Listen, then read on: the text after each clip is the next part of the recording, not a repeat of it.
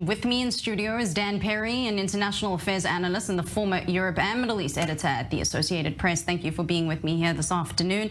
The U.S. Secretary of State Antony Blinken is set to visit the country in the next several days. We know that fighting is continuing in the Gaza Strip, but things really seem, in particular today being Wednesday, to be heating up in the north.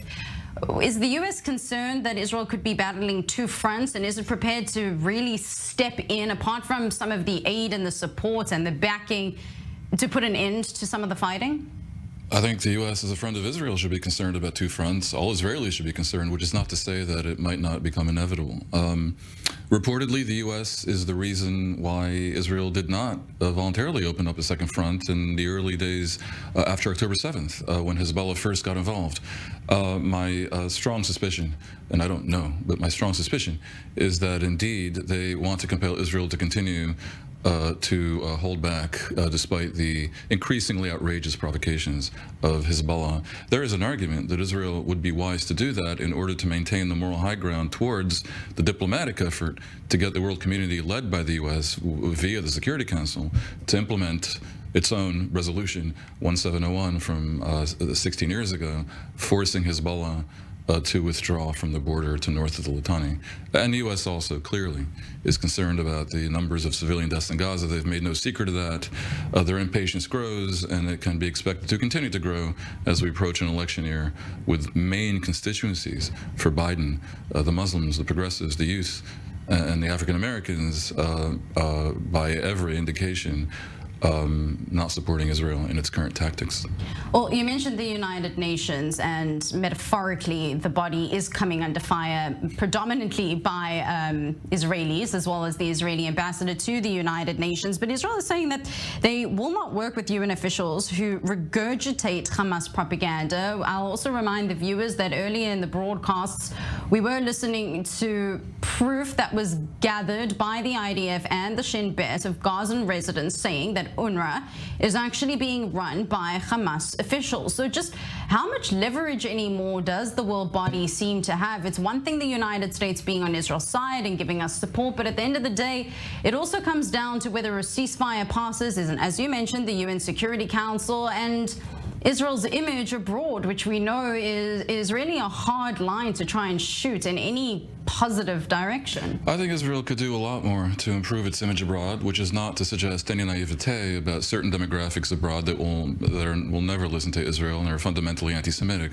That doesn't mean that it has to be as bad as it is, and part of that attaches to Israel's own messaging failures and indeed strategic failures, as in the refusal to articulate anything resembling a reasonable day after and conditions for ceasing fire, even today, that it should be doing and is not. But as for the UN, there is a clear difference between the UN Security Council, which is a body with teeth and whose resolutions, at least at times, have the force of international law and sometimes even the force of blunt force, and the rest of the UN. The UN General Assembly is essentially a laughingstock that matters not a fig.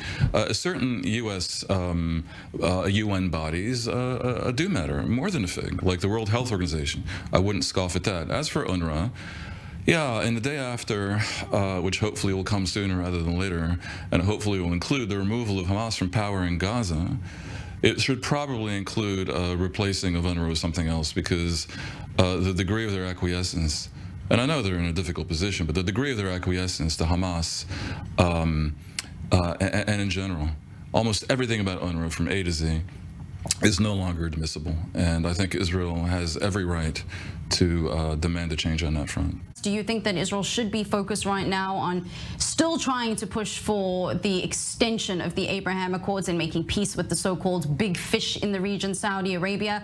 Or is there more pressing problems to deal with at home and on our more immediate borders? I've never been a believer in hyper-focus where we only do one thing at a time. And the reality is as interesting as Israel's, that would be reckless to do. Of course, Israel should be hoping for that. The real question is whether the stars can align in a manner that might enable it, because, of course, as Israel continues its war in Gaza, the mounting civilian casualties foment on the Arab street. Again, not that these governments are democratic, but they're not indifferent to the street. It's awkward for Saudi Arabia. I have been saying and writing that part of the day after plan should include a no-nonsense immediate normalization between Israel and Saudi Arabia, if only to prove to Iran that its machinations, which led to October 7th, and I have almost no doubt that Iran was involved in the coordination of the timing of that, because it cannot be a coincidence, and it's well, they've admitted it's only they it's behind it. It's they've suggested, they haven't actually said we did this, but they've more than suggested. And realistically, when circumstantial evidence is so overwhelming, and as you say, they hint at it, I think we can assume that they were behind it as well. So yeah, it would be a great message to Iran if all of that were ignored and Saudi agreed to normalize relations with Israel immediately. And I'd love to see Qatar do it as well, despite their own two-faced behavior. That might go a long way towards enabling Israel to climb down from maximalist goals that may ultimately be unattainable. Something will be asked of Israel as well, and it will be easier for Israel to accept that if it comes with this very useful, very meaningful, historic security umbrella attached to it of a security pact between the moderate Arab nations and Israel and the United States. Absolutely. Also because nothing is for nothing. There seems to be with the international community that they're pretending this portion of this war doesn't exist, or it hasn't started yet, and it does feel like it hasn't started, but we need a resolution. Absolutely, and more so than a resolution, residents need to be able to return to their homes and to be able to feel like some semblance of normal life continues. Josiah Dekanu, I want to thank you so very much for taking the time to join us in northern Israel at the moment, even as an evacuee. I want to thank you very much, and also just hope that you manage to stay safe while you're there. We're staying safe. That's the most important thing. Thank you. And still with me in studio is Dan Perry. Dan, before we return the conversation back to Gaza, I know you've been itching to weigh in a little bit, at least on the situation in the north. Yeah, Josiah of Natua spoke very eloquently. This is another case of the government failing to message Israel's case. We have here an outrage within an outrage. Hezbollah is firing rockets at Israel because of a fight they're not involved with. And that cannot possibly be tolerated when it resulted in 100,000 evacuees or more. Israel clearly can't tolerate that. And the bigger outrage is that you have here militia that took over a country. And unfortunately, if Israel strikes at Hezbollah, it will also be striking at Lebanon. The world needs to understand that this situation is untenable and could approach a global emergency because this militia is an extension of Iran. Meanwhile, the government isn't messaging anything. Josiah was more articulate on this issue than the prime minister. And I don't know if it comes from arrogance, that the world just has to accept what Israel does, or some other problem.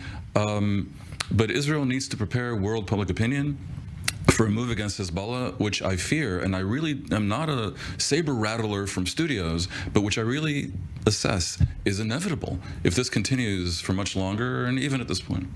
Right. I want to move the conversation back to the focal point being more on the southern border, being Gaza, and ask a pretty important question that seems to be relatively topical, at least in the last few hours. Are Israel and Turkey friends, or are they foes?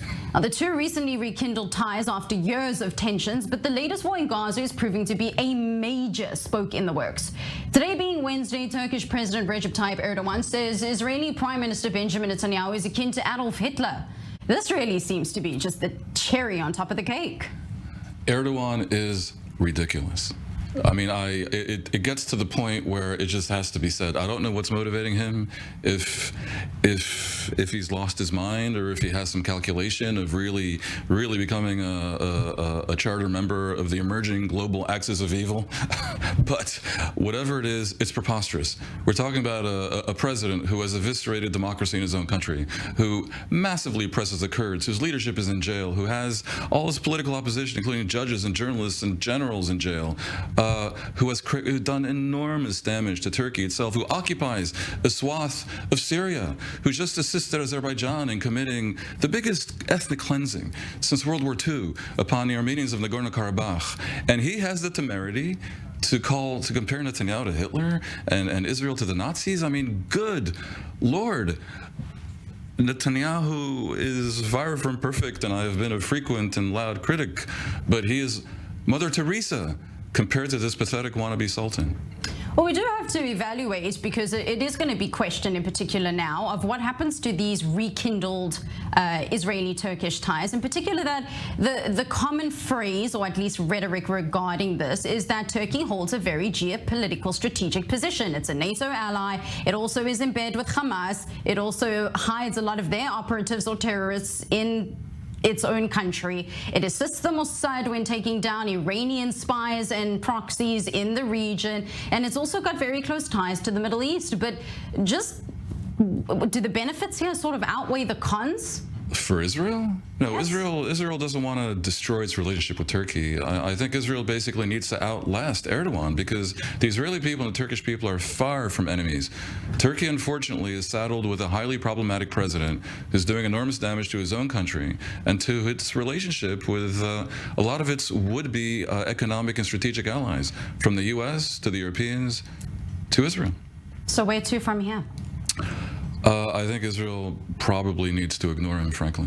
I mean, it's frustrating, but there's not much more to be done. Certainly not to take him too seriously and try to mend its ways because Erdogan said so.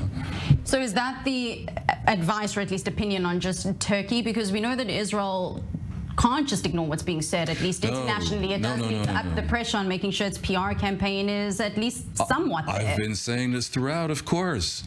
Israel has been prosecuting this war in a way that attaches to blunt force, and the result is a tremendous amount of damage in Gaza.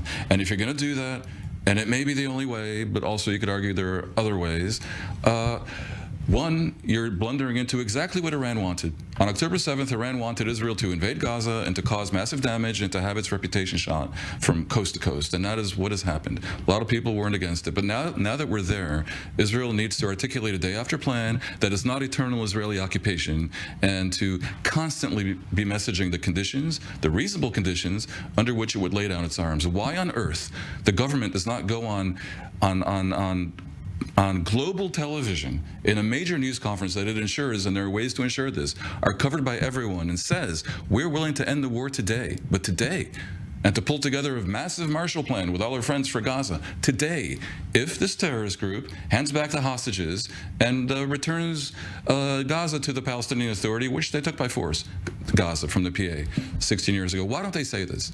And let's suppose that last bit is a little bit controversial. They want something else, an international force, whatever it is. Why don't they declare today their conditions for ending the war, rather than constantly try to sound tough for the right-wing base in Israel by declaring how it's going to last forever? Which, by the way, benefits, as we know, the sitting prime minister. It's an interesting question. Hopefully, sooner rather than later, it will have some kind of an answer. Dan Perry, thank you so much for being with me in studio. That does bring us to an end of this special edition on I24 News. But stay tuned, because there'll be much more coming out this evening.